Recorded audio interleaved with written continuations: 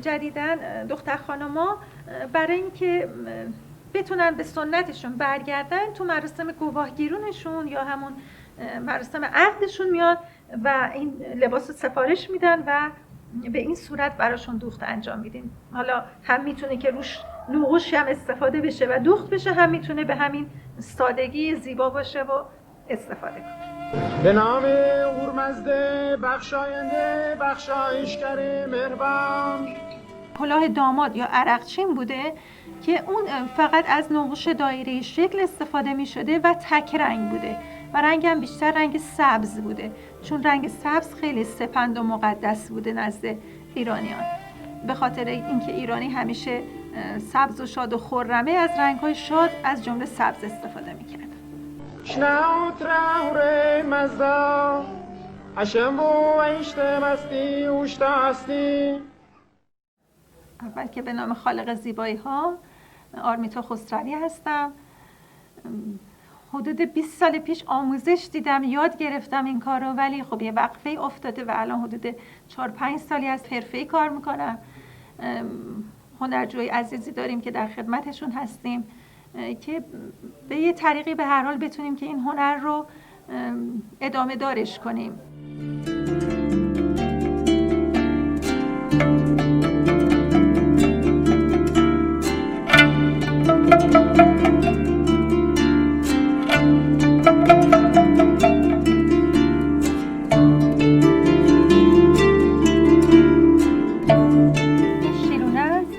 نماد چرخ زندگی برکت و تقسیم بندیش هم طوریه که 12 ماه سال نشون میده و رنگ بندی هم طوری استفاده میشده که 4 فصل سال نشون میداده.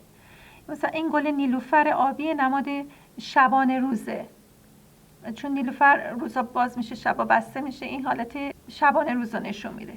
این گل 4 پره که باز روزگاره، همون میتونه چرخ زندگی باشه، روزگار باشه و 4 تا پرش هم باز 4 فصل سال نشون میده و نماد 4 فصل ساله.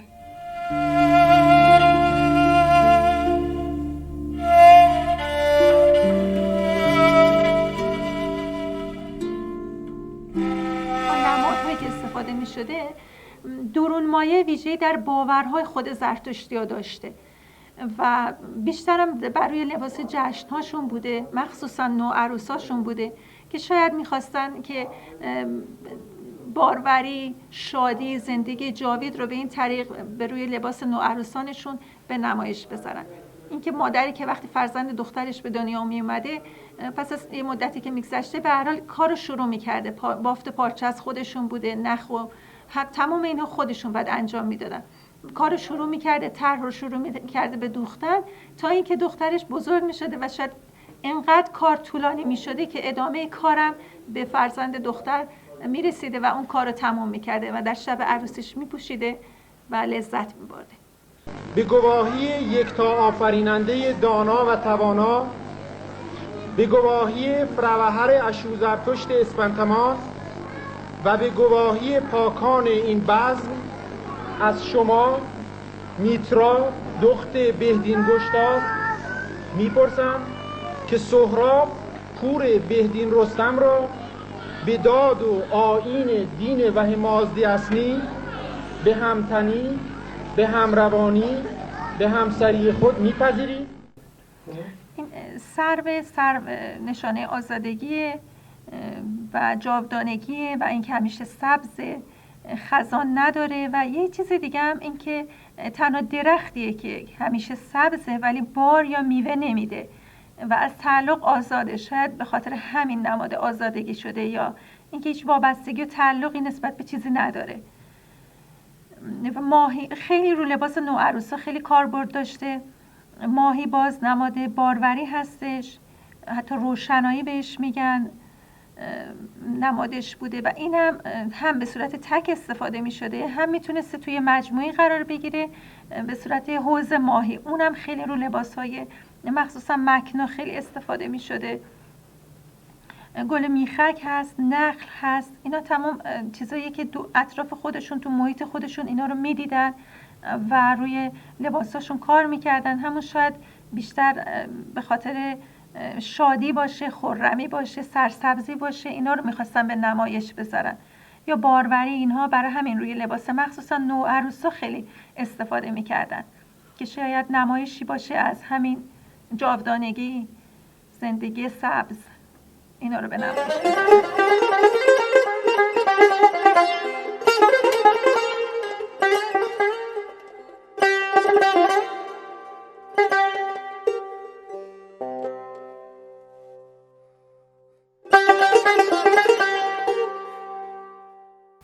این طرح الان زمانی که میخواستن دوباره احیا کنن کارو، که از صندوقچه ها بیرون آوردن لباس ها رو، از رو اونا طراحی شده، از رو اون طرح‌ها طراحی شده، کشیده شده و احیا شده دوباره. ولی زمان قدیم خود خانمای زرتشتی که میخواستن این طرح رو پیاده بکنن روی کار، ذهنی این طرح رو دوخت میزدن و خیلی زیبا در میومده.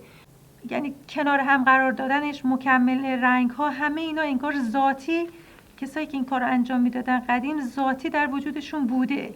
اینو میدونستن که وقتی رنگ سفید یا زرد و کنار رنگ های دیگه بیارن، اون رنگ ها میتونن بهتر خودشون رو نشون بدن.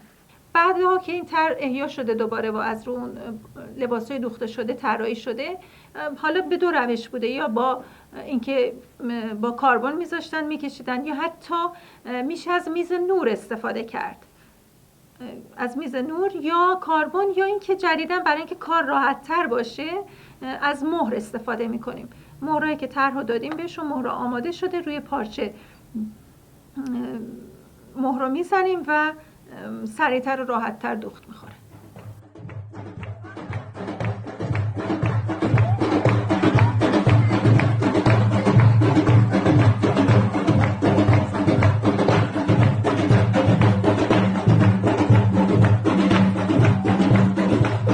این طاووس هم نماد همون عشق و مهر بوده، نماد برکت بوده، زیبایی بوده، زیبایی در عین حالم خلوص.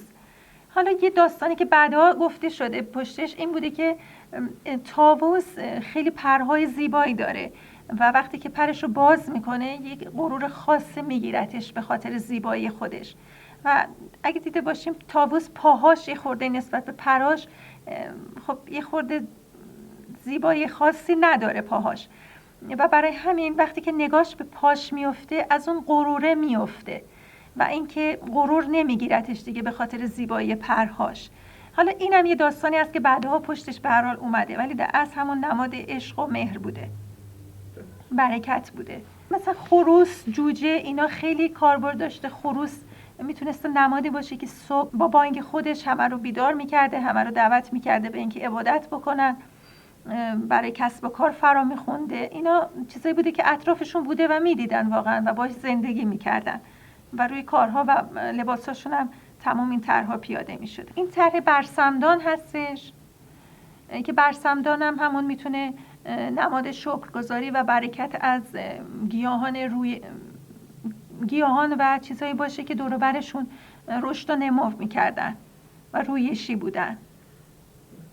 و حالا به عنوان برگ، یعنی یه میوه داشته وسطش و این به حالت ظرف بوده که شاید از این به عنوان حالا ظرف هم مورد استفاده قرار می گرفته در زمانهای خیلی خیلی دور. اینم نقش بز هست. بز و حیوانات شاخدار که استفاده می کردن بیشتر نماد باروری بوده و قدرت که روی لباساشون استفاده می کردن. این یه نوع گل هست به همراه گلدان، اینم خیلی مورد استفاده بوده و طرحی که خیلی مورد استفاده قرار می گرفته این طرح بوده. طرح درخت زندگی بوده، چون پرنده روش بوده معروف به درخت زندگی بوده. تقسیم بندی هم حتی وقتی انجام می دادن حتما این تقسیم بندی به 12 تا بوده، 12 ماه سال نشون می داده و این خیلی مورد استفاده بوده روی کارها.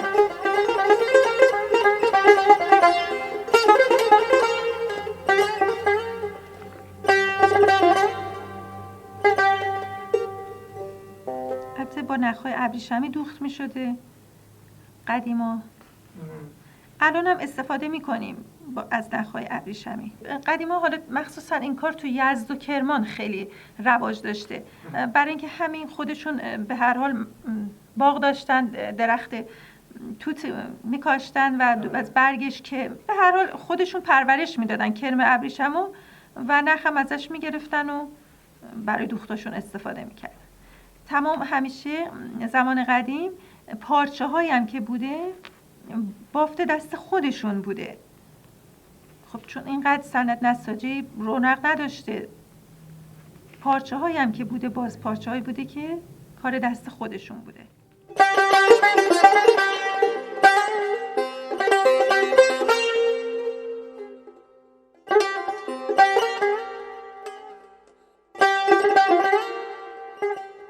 خیلی قدیمیه، مال شاید 150 سال پیشه، به دست بانوی هنرمند خدا رحمتشون کنه خانم ستیپیر دوخته شده. خیلی ظریفه. البته لباسش فقط حالت رودوزی نداره، یعنی نقوش روی لباس به کار نرفته، ولی آستینش استفاده شده، از شیرازه دوزی استفاده شده و حتی اون از شیرازه دوزی لبش استفاده شده. حتی اون زمان آپلیکه دوزی رو میدونستن. این تیکه ها اینقدر ظریف از پارچه جدا شدن و مجدد روی آستین دوخته شدن، خیلی ظریفه. کناراش مجدد شیرازه دوزی شده و اینم پلیوار دوزیه، خیلی خیلی ظریف دوخته شده. یعنی شاید ما اصلا نتونیم به این شکل، به این ظرافت دیگه اینا رو دوخت بزنیم.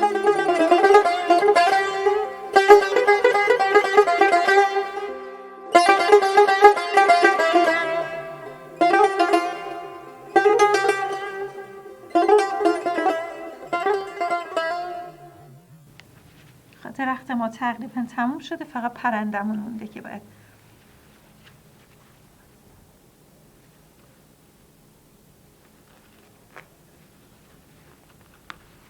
باشه، پرندش میخواد باشه.